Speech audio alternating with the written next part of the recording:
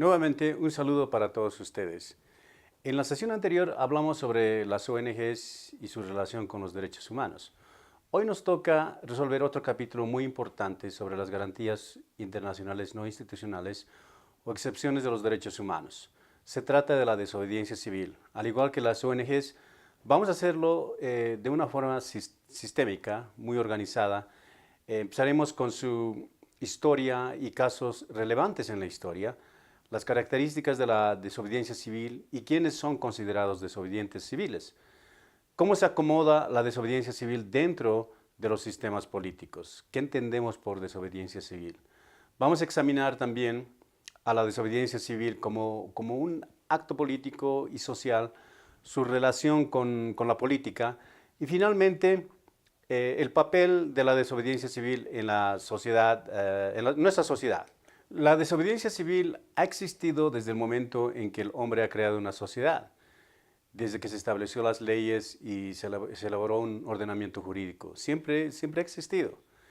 Recordemos que las leyes que se crean en el diario vivir, en cualquier sociedad, no necesariamente beneficia a toda la población o a toda la ciudadanía, sino a un sector de la población. Quienes se benefician depende mucho del régimen político. En el caso de una oligarquía, por ejemplo, son unos cuantos los que se benefician de las leyes. En un régimen totalitario o autoritario, ¿no? Las élites que dominan el gobierno son los que normalmente tienen acceso al poder. En un sistema democrático sucede tal vez lo contrario, ¿no? De repente hay una correlación entre la desobediencia civil y este sistema político. Podemos decir que en las mayorías quienes son las mayorías quienes se benefician en este sistema. Sin embargo, sigue habiendo grupos organizados, gente que no está organizada como nosotros, que son negados de esos beneficios.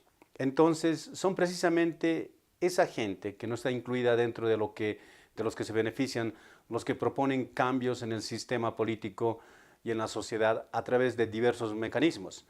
La desobediencia civil es uno de esos espacios o los espacios que permite a esta gente pronunciarse públicamente contra el Estado, contra sus instituciones, contra el gobierno, contra las leyes o contra algún sector de la sociedad, ¿no? Aquellas personas o leyes que de repente le infringen sus derechos.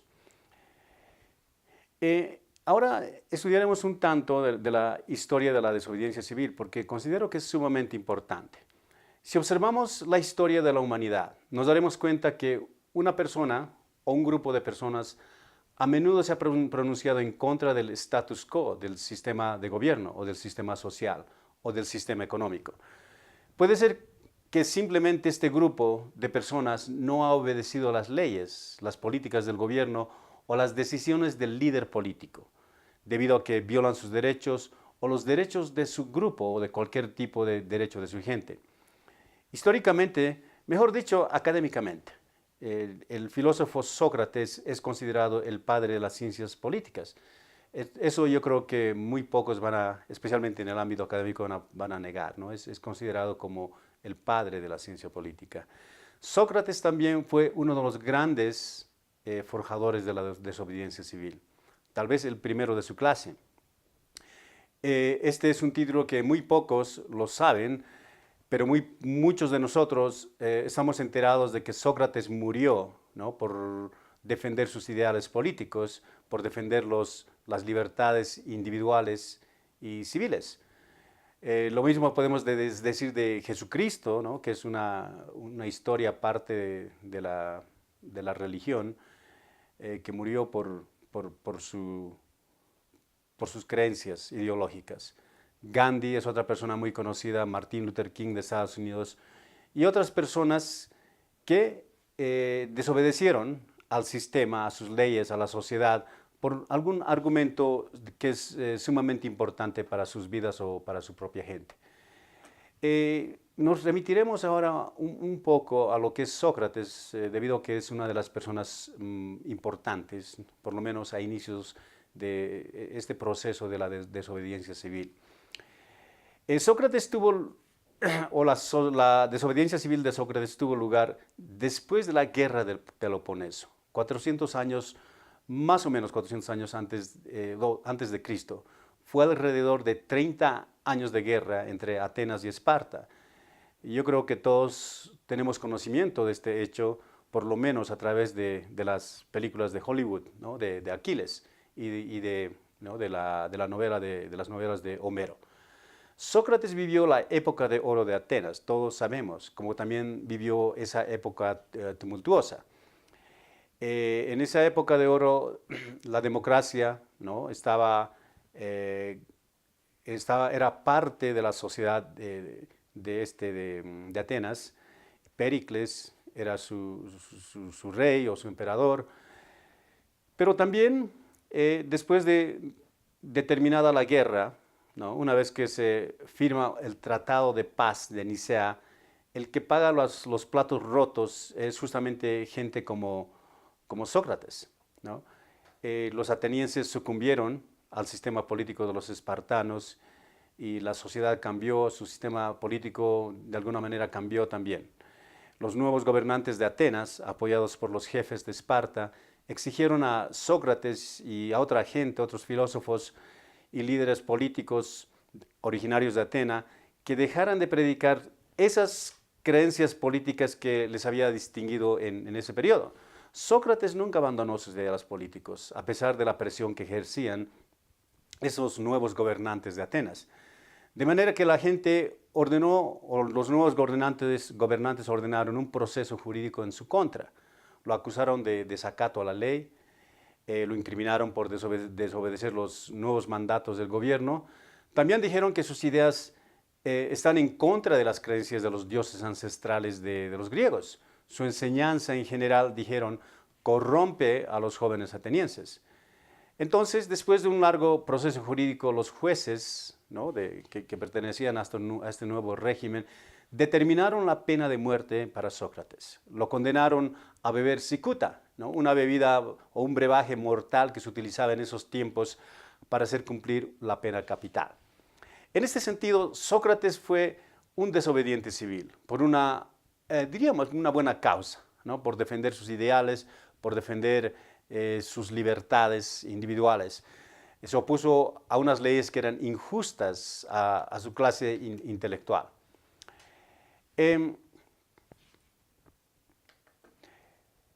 ¿Quiénes son y cuáles son las características del desobediente civil?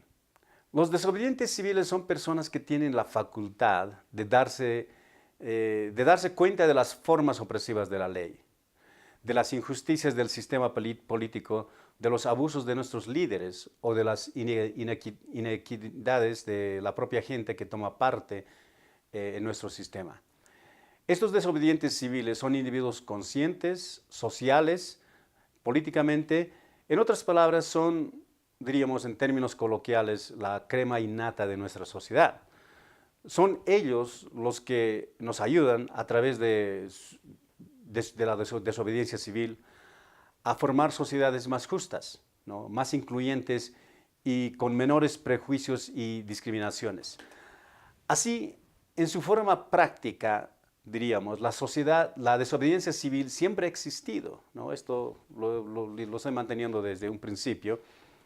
Nada más que hoy es cuando empezamos a teorizarla, a entenderla, a estudiarla, a utilizar de repente sus estrategias para lograr ciertos objetivos políticos, económicos y jurídicos. Como indicamos anteriormente, hay sistemas de gobierno y sociedades que son más aptos, diríamos, para que pueda ocurrir o pueda tomar curso la desobediencia civil. Como indicamos, en una dictadura, ¿no? Los derechos civiles, las libertades individuales, los derechos humanos, en general la justicia es menos respetada. En tal sentido, la desobediencia civil es a menudo reprimida, minimizada y en algunos casos tal vez exterminada. Por decir y tomando un ejemplo del pasado cercano, Martin Luther King tuvo éxito porque convivió o se movilizó dentro de un sistema o dentro de un contexto democrático en Estados Unidos, el cual le permitió diversas formas de desobediencia civil. Lo mismo sucedió con Gandhi, con el gobierno del Reino Unido en India. Y lo mismo sucede hoy, ¿no? En Colombia, en algunos países latinoamericanos, en donde a pesar de que existe represión, ¿no? La base del sistema político es democracia, en consecuencia se permite este tipo de desobediencias civiles. Lo contrario sucede en sistemas represivos. Stalin en la Unión Soviética no permitió ningún tipo de disidencia, ¿no? Aquellas personas disidentes simplemente les pesaba, les ocurría que desaparecían, ¿no? También sucedió en los regímenes dictatoriales de 1970 en América Latina, ¿no? Incluyendo una década más antes, ¿no? Hay documentos en donde muchos civiles, personas que se movilizaron, desaparecieron en Argentina, en Bolivia, incluyendo acá en Colombia. Entonces, era porque se vivía en ese tiempo en un sistema político represivo. Entonces, otro tipo de régimen político, sistemas autoritarios, Bashar al-Assad en Siria, como otros regímenes en el Medio Oriente, no permiten, ¿no? Especialmente este, no permitió ningún tipo de disidencia, ¿no? No permitió especialmente lo que nosotros llamamos desobediencia civil. Sin embargo, ante la falta de estos mecanismos de reivindicación de derechos, la gente busca otros medios, más radicales tal vez, y por eso tenemos un problema serio en Siria, una guerra civil, ¿no? Como resultado de no permitir este tipo de maniobras, ¿no? Políticas dentro de la sociedad. Por el contrario, la desobediencia civil es menos virulenta y posiblemente tiene mayor acceso en sistemas de gobierno y sociedades que respetan los derechos humanos. Estamos hablando nuevamente de la democracia. Por eso se puede inferir que la desobediencia civil funciona mejor en los tipos de gobiernos que tenemos hoy en América Latina. Valga la redundancia, ¿no? Si comparamos como 20 años atrás, ¿no? Esto es lo que nosotros no teníamos en nuestra región. En este sentido, no solo su práctica es más propicia en la democracia, sino su entendimiento y su estudio. La desobediencia civil de Mahatma Gandhi en la India y luego el movimiento promovido por Martin Luther King se realizaron dentro de este contexto de gobierno.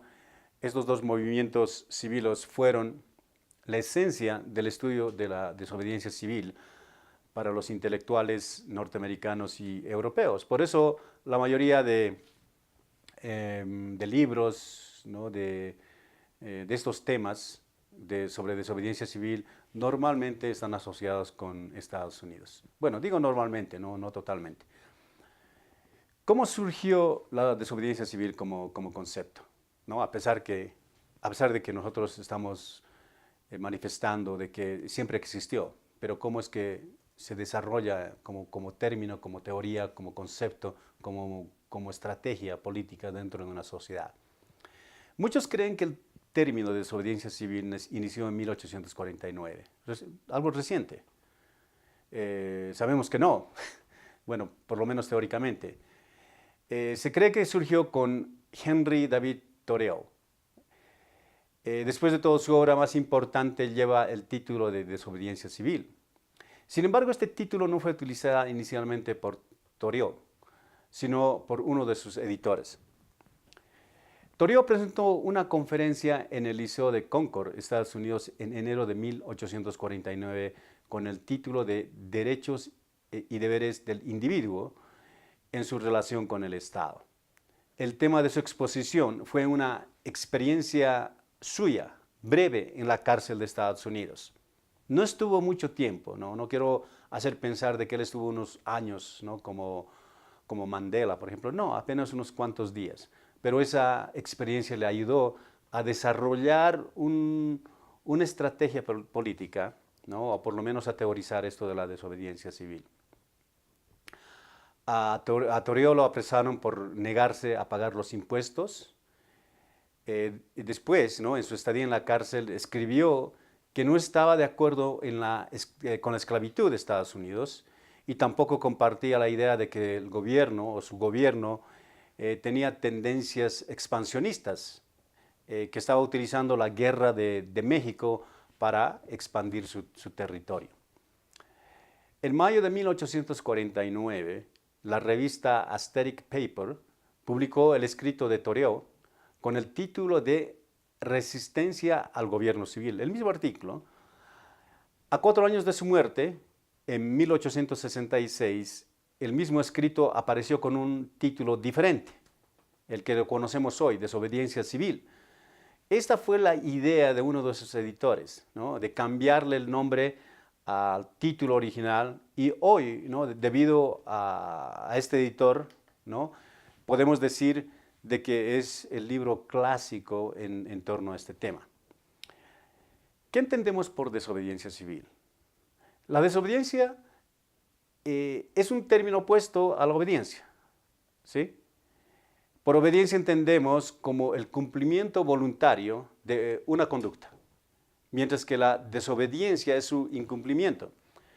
Puede ocurrir, por ejemplo, que Colombia, o sea, esto es algo hipotético, no prohibiera el consumo de la chicha, ¿no? Sin embargo, sabemos que la chicha es una bebida muy tradicional de los grupos indígenas de este país y de otros países en Sudamérica. Por consiguiente, los indígenas simplemente se rehusarían, ¿no es cierto?, se rehusarían a obedecer esta ley, ¿sí?, provocando lo que nosotros llamaríamos la desobediencia civil, ¿no?, porque los indígenas de acá celebran, es su parte cultural con este tipo de bebidas. Aquí hay que tomar en cuenta el carácter voluntario de la desobediencia. No podemos confundir, por ejemplo, la desobediencia con un acto de infracción o transgresión. Por ejemplo, la ley no permite conducir a una persona en estado de embriaguez, ¿no? Entonces, el desobedecer esa ley no quiere decir que está acudiendo a la desobediencia civil, ¿no?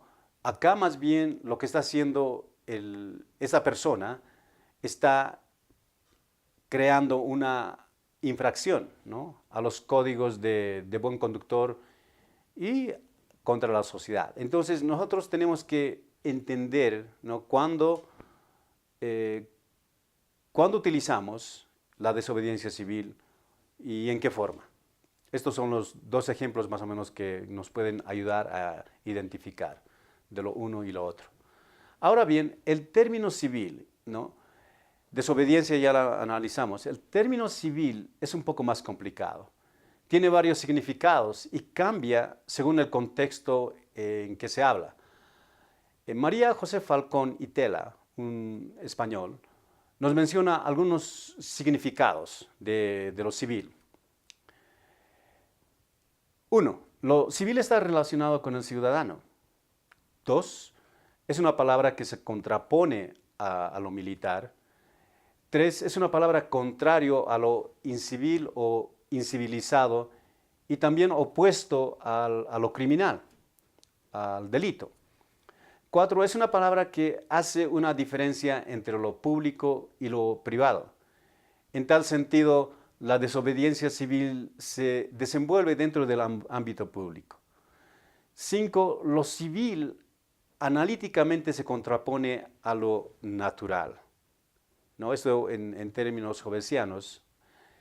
El individuo que vive en el estado de naturaleza es aquel que no respeta una ley en común y vive en un estado de naturaleza. Esto es no parte de la teoría hobbesiana. Mientras tanto, un individuo civilizado, ¿no?, que entra a esa sociedad civil, acepta las leyes comunes en una sociedad más adelantada. 6. Lo civil se contrapone al Estado. En este contexto, lo civil es una afirmación a los deberes de protesta de un ciudadano contra posibles injusticias del Estado. Entonces, nosotros podemos resumir que la desobediencia civil está relacionada con la persona que protesta, contra qué protesta y la manera como protesta. Entonces, haciendo este breve análisis, vamos a resumir y vamos a tratar de darle una definición a la desobediencia civil. Podemos decir que es un mecanismo que nos permite reivindicar nuestros derechos ante el Estado o instancias del Estado o de la misma sociedad civil. Es el acto de una persona o de un grupo de personas que afecta al derecho, al orden jurídico, al orden político establecido dentro de una sociedad. También podemos decir que en la práctica la desobediencia civil es una paradoja, ¿no? Es un derecho, ¿no? Aquel subjetivo, ¿no? de nosotros, que va en contra del mismo derecho, del derecho objetivo. En otras palabras, la desobediencia civil busca, a través de mecanismos legales, entre comillas diríamos legales, derechos que no son reconocidos por la sociedad y por el ordenamiento jurídico dominante del Estado, a un sector minoritario de la sociedad. Ahora bien, en cuanto a acto, no a la acción, no, la desobediencia civil puede ser activa o puede ser pasiva. Por una parte, la desobediencia civil activa puede ser el acto de hacer lo que está prohibido. Por ejemplo, en la ciudad de Costa Mesa, donde yo viví unos buenos años, ¿no? Hubo un cambio gubernamental, lamentablemente para la comunidad latina, empezó a ser dominado por un grupo extremista, ¿no? Bastante extremista de la derecha. Entre los cambios que propusieron y promovieron dentro de esta ciudad, allá en Estados Unidos, en California, en el sur de California, fue, por ejemplo, de que los niños o las personas no podían utilizar o no podían practicar el fútbol, el soccer le llaman allá, ¿sí? Entonces, esto promovió a que muchas personas, ¿no? Defensores de los derechos civiles, en este caso de las personas latinas en esa parte de Estados Unidos, nos movilizamos, ¿sí?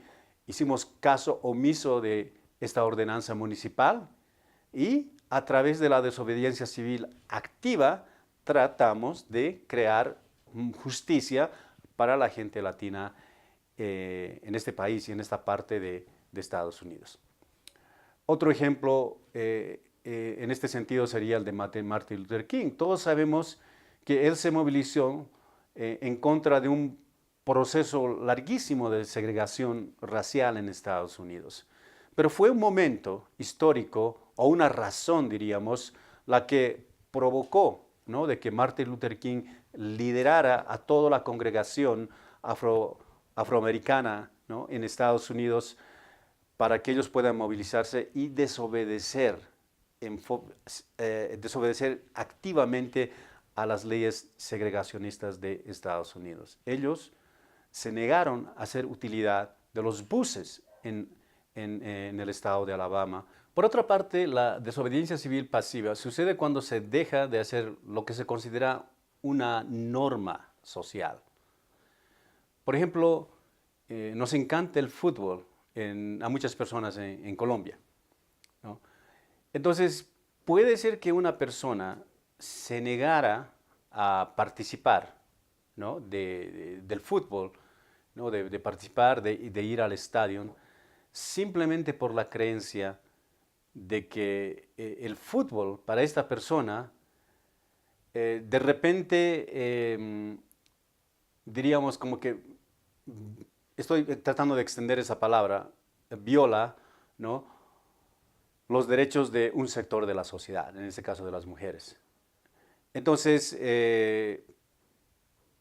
sería su forma de actuar, ¿no? a través de la desobediencia civil para esta persona sería en forma pasiva. Entonces hay una infinidad de ejemplos de este tipo que nos permiten entender cómo sería una desobediencia civil pasiva. ¿Cómo caracterizamos al desobediente civil? ¿Qué atributos tiene esta persona o este grupo de personas? El actor principal de la desobediencia civil es un ciudadano, pero no es un ciudadano común y corriente, es un ciudadano que no se siente realizado en el medio en donde vive. En general, el desobediente civil respeta el sistema donde vive, aunque no esté de acuerdo con algunos procesos y situaciones que le impiden autorrealizarse como ciudadano o como persona privada. El desobediente civil no encaja dentro de la categoría de rebelde o de revolucionario, ¿no? Es una persona que trabaja dentro del sistema. No busca un cambio radical, ¿no?, de la sociedad o del gobierno. Lo que quiere es más bien mejorarla, hacerla más incluyente y de repente buscar más justicia.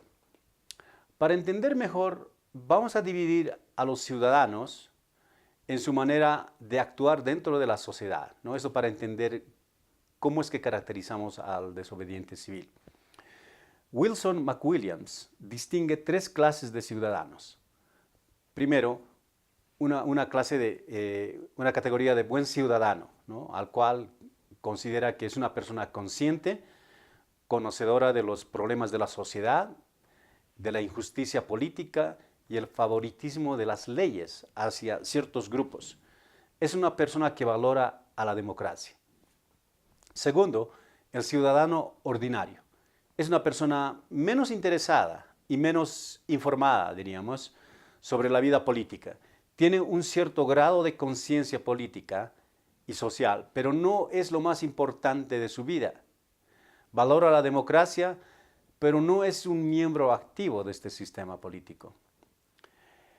Tercero, el ciudadano no criminal. Es, de acuerdo a Williams, es aquel individuo que sin aceptar o rechazar completamente los valores democráticos obedece la ley por razones de prudencia, hábito e incluso de indiferencia. Entonces, si nosotros queremos encontrar esa característica del desobediente civil, nosotros estaríamos hablando el buen ciudadano, ¿no? Esa es la característica del desobediente civil. Entonces, el desobediente civil es una persona bastante consciente, bastante conocedora de los problemas del sistema en donde se vive. ¿Y cómo es la desobediencia civil frente a la política? Antes de relacionar estos dos términos, lo primero que debemos hacer es entender el significado de la política. Un norteamericano, ¿no?, tuvo una definición bastante interesante de lo que es la política. Harold Lassell definió a la política como una relación del individuo frente al poder político. La política, nos decía, es who gets what, when and how. Esto se traduce más o menos quién adquiere qué, ¿no?, cuándo y cómo. Es decir, Lassell entiende a la política como la adquisición de los recursos, ya sean estos de tipo económico, jurídico o político. Cuanto más recursos adquiere un grupo o una persona, mayor capacidad de poder tiene en la sociedad. Entonces, la relación de la desobediencia civil frente a la política tiene que ver con la capacidad, ¿no?, de acuerdo a este concepto, de adquirir estos recursos. Hay tres formas de adquirir estos recursos: por medio de la presión, de la confrontación y de la resistencia. Entonces, observaremos primero a través de la presión. La desobediencia civil está enfocada en afectar el poder legislativo o el ejecutivo. El objetivo del desobediente civil es afectar a través de la presión política a aquellas personas o grupos que precisamente están en posiciones de poder. Como les comenté, ¿no?, en el ejemplo personal que yo tuve allá en Costa Mesa, en esa ciudad, ¿no?, nosotros hicimos algo parecido con relación a la desobediencia civil de ese tipo, a través de la presión. A través de la confrontación, los desobedientes civiles están convencidos de que las autoridades existentes no responderán a las peticiones, ¿no?, por lo menos en forma diplomática, diríamos. Entonces se busca otros mecanismos de choque, de confrontación con el gobierno o contra una instancia del gobierno. Cuanto mayor sea la confrontación, mayor será el efecto shock. Entonces, A este tipo de movilizaciones o desobediencia civil, nosotros los podemos asociar con aquellos movimientos, ¿no? de los estudiantes, por decir, acá en la UPTC o en cualquier universidad pública. Y tres, a través de la resistencia. El objetivo de la resistencia es forzar un cambio político a través de la movilización directa y el choque. A veces la movilización y la resistencia se tornan violentos. El movimiento del sector agrario de Boyacá contra el TLC y contra las políticas de apertura de mercados del gobierno del presidente Santos es un buen ejemplo. Tenemos otros movimientos que se suscitaron, por decir, ¿no? Unas décadas anterior al cambio de gobierno en Bolivia, en mi país, el movimiento del agua, el movimiento del gas, el movimiento de los cocaleros, ¿no? Entran dentro de esta característica de resistencia. La desobediencia civil como forma de acción colectiva es esencialmente una acción de muchas personas.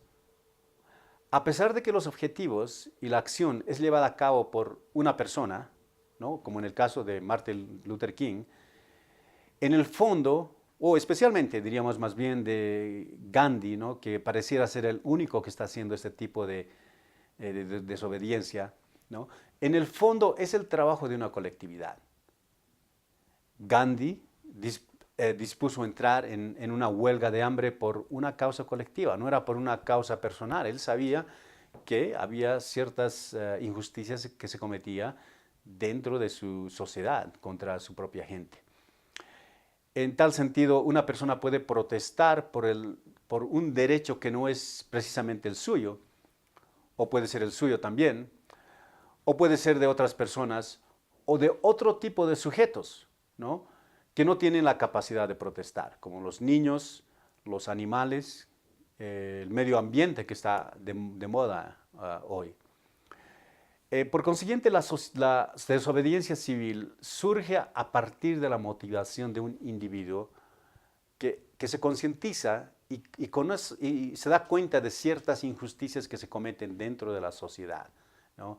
Y lo hace a nombre de muchas personas, o puede hacer a nombre de toda la sociedad que tienen la misma problemática, ¿no? Entonces se enfrentan al Estado, a una instancia del Estado para reivindicar sus derechos. Ahora vamos a hablar sobre las estrategias de la desobediencia civil.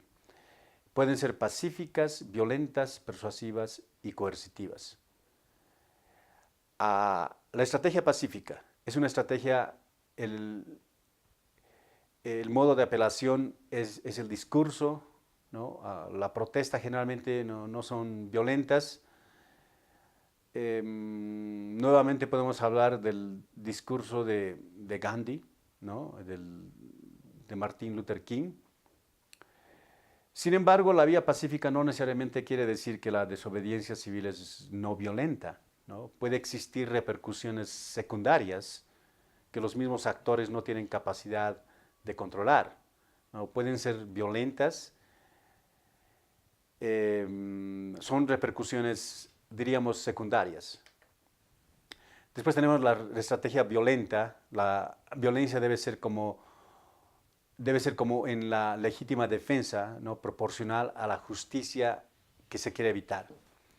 Y también se debe entender como una violencia positiva, que pretende remover barreras en el camino a la justicia.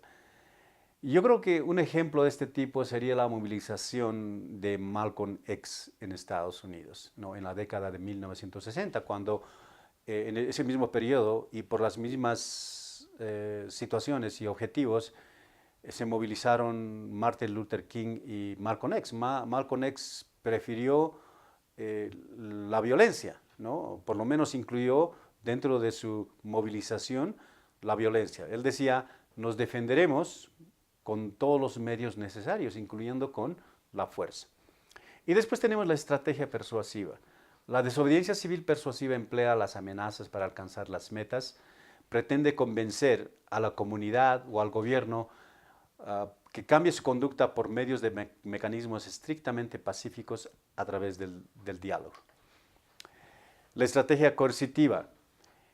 La desobediencia civil coercitiva apela a la reconsideración pública. Trata de afectar un cambio en la sociedad a través de amenazas contra el gobierno o la sociedad. La amenaza de un boicot sería un ejemplo. ¿Cuál es la aportación de la desobediencia civil en la sociedad?